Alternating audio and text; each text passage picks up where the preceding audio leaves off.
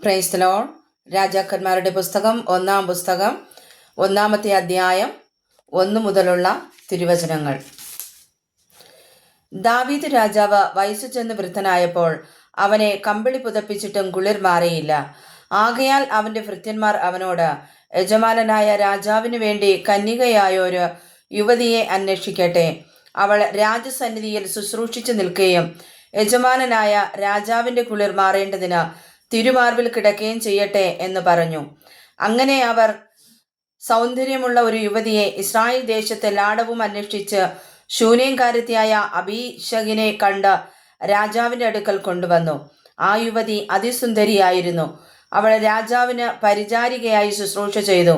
എന്നാൽ രാജാവ് അവളെ പരിഗ്രഹിച്ചില്ല. അനന്തരം ഹക്കീത്തിന്റെ മകനായ അദോനിയാവ് നിഗളിച്ചും കൊണ്ട് ഞാൻ രാജാവാകുമെന്ന് പറഞ്ഞ് രഥങ്ങളെയും കുതിരച്ചേവകരെയും തനിക്ക് മുമ്പായി ഓടുവാൻ 50 അകമ്പടികളെയും സമ്പാദിച്ചു. അവന്റെ അപ്പൻ അവനെ മുഷിപ്പിക്കരുത് എന്ന് വെച്ച് അവന്റെ ജീവകാലത്തൊരിക്കലും നീ ഇങ്ങനെ ചെയ്തതെന്തെന്ന് അവനോട് ചോദിച്ചിരുന്നില്ല. അവനും ബഹുസുന്ദരനായിരുന്നു. അബ്ശാലോമിന്റെ ശേഷമായിരുന്നു അവൻ ജനിച്ചത്. അവൻ സെരൂയയുടെ മകനായ യോബാബിനോടും പുരോഹിതനായ അബ്യാഥാരിനോടും ആലോചിച്ചു വന്നു. ഇവർ അദോനിയാവിന് പിന്തുണയായിരുന്നു.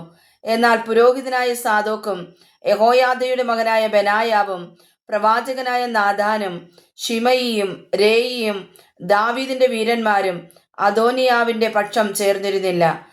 അദോനിയാവ് ഏൻ രോഗേലിന് സമീപത്ത് സോഖേലത്ത് എന്ന കല്ലിനരികെ വെച്ച് ആടുമാടുകളെയും തടിച്ച മൃഗങ്ങളെയും അറുത്തു രാജകുമാരന്മാരായ തന്റെ സകല സഹോദരന്മാരെയും രാജഭൃത്യന്മാരായ യഹൂദ പുരുഷന്മാരെയൊക്കെയും ക്ഷണിച്ചു. എങ്കിലും നാഥാൻ പ്രവാചകനെയും ബെനായാവെയും വീരന്മാരെയും തന്റെ സഹോദരനായ ശലോമോനെയും അവൻ ക്ഷണിച്ചില്ല.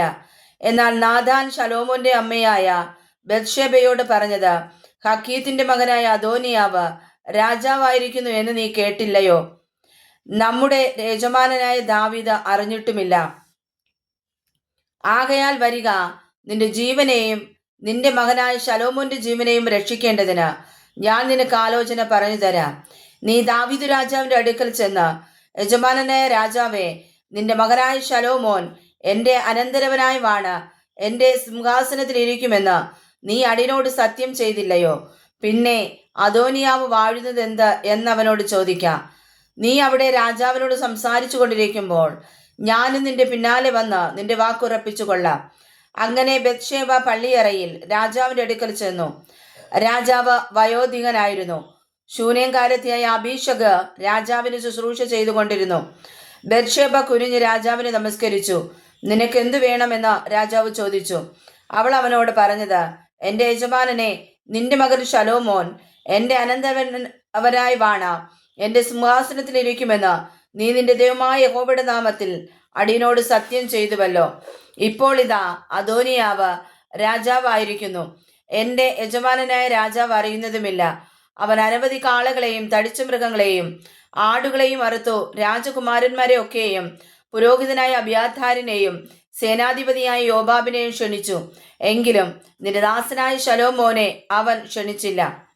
യജമാനനായ രാജാവേ, യജമാനനായ രാജാവിന്റെ അനന്തരവനായി സിംഹാസനത്തിൽ ഇരിക്കേണ്ടത് ആരെന്ന് നീ അറിയിക്കേണ്ടതിന് എല്ലാ ഇസ്രായേലിനെയും കണ്ണ് നിന്നെ നോക്കിക്കൊണ്ടിരിക്കുന്നു.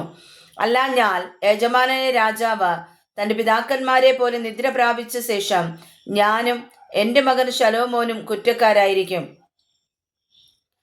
അവൾ രാജാവിനോട് സംസാരിച്ചു കൊണ്ടിരിക്കുമ്പോൾ ഇതാ നാഥാൻ പ്രവാചകൻ വരുന്നു. നാഥാൻ പ്രവാചകൻ വന്നിരിക്കുന്നു എന്ന് രാജാവിനോട് അറിയിച്ചു.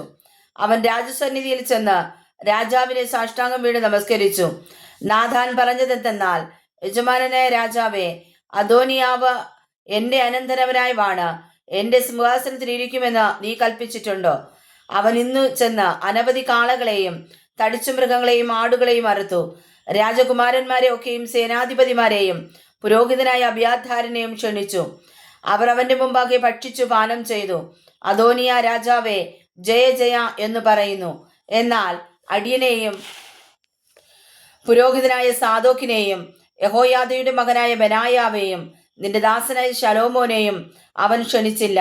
യജമാനൻ രാജാവിന്റെ അനന്തരവനായി സിംഹാസനത്തിലിരിക്കേണ്ടത് ആരെന്നടിയങ്ങളെ നീ അറിയിക്കാതെ ഇരിക്കെ ഈ കാര്യം യജമാനനായ രാജാവിന്റെ കൽപ്പനയാലോ നടന്നത്. ബത്ശേബയെ വിളിപ്പിനെന്ന് ദാവീദ് രാജാവ് കൽപ്പിച്ചു. അവൾ രാജസന്നിധിയിൽ ചെന്നു രാജാവിന്റെ മുമ്പാകെ നിന്നു. എന്നാറേ രാജാവ്, എന്റെ ജീവനെ സകല കഷ്ടത്തിൽ നിന്നും വീണ്ടെടുത്തിരിക്കുന്ന യഹോവയാണ്.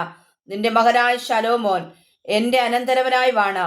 എനിക്കു പകരം എന്റെ സിംഹാസനത്തിൽ ഇരിക്കുമെന്ന് ഞാൻ നിന്നോട് ഇസ്രായേലിന്റെ ദൈവമായ യഹോവയുടെ നാമത്തിൽ സത്യം ചെയ്തതുപോലെ തന്നെ ഞാൻ ഇന്ന് നിവർത്തിക്കുമെന്ന് സത്യം ചെയ്തു പറഞ്ഞു. അപ്പോൾ ബത്ശേബ സാഷ്ടാംഗം വീണ് രാജാവിനെ നമസ്കരിച്ചു. എന്റെ യജമാനനായ ദാവീദ് രാജാവ് ദീർഘായുസായിരിക്കട്ടെ എന്ന് പറഞ്ഞു. പിന്നെ ദാവീദ് പുരോഹിതനായ സാദോക്കിനെയും പ്രവാചകനായ നാഥാനെയും യഹോയാദയുടെ മകനായ ബനായാവെയും വിളിപ്പിൻ എന്ന് കൽപ്പിച്ചു. അവർ രാജസന്നിധിയിൽ ചെന്നു നിന്നു. രാജാവ് അവരോട് കൽപ്പിച്ചതെന്തെന്നാൽ, നിങ്ങളുടെ യജമാനന്റെ ഭൃത്യന്മാരെ കൂട്ടിക്കൊണ്ട് എൻ്റെ യജമാനനായ എൻ്റെ മകനായ ശലോമോനെ എൻ്റെ കോവർ കഴുതപ്പുറത്ത് കയറ്റി താഴെ ഗീഗോനിലേക്ക് കൊണ്ടുപോകുവിൻ. അവിടെ വെച്ച് സാദോക് പുരോഹിതനും നാഥാൻ പ്രവാചകനും അവനെ ഇസ്രായേലിന്റെ രാജാവായിട്ട് അഭിഷേകം ചെയ്യണം. പിന്നെ കാഹളമൂതി ശലോമോൻ രാജാവേ ജയ ജയ എന്ന് ഘോഷിച്ചു പറവിൻ. അതിന്റെ ശേഷം നിങ്ങൾ അവന്റെ പിന്നാലെ വരുവിൻ. അവൻ വന്ന് എൻ്റെ സിംഹാസനത്തിലിരുന്ന് എനിക്ക് പകരം വാഴേണം.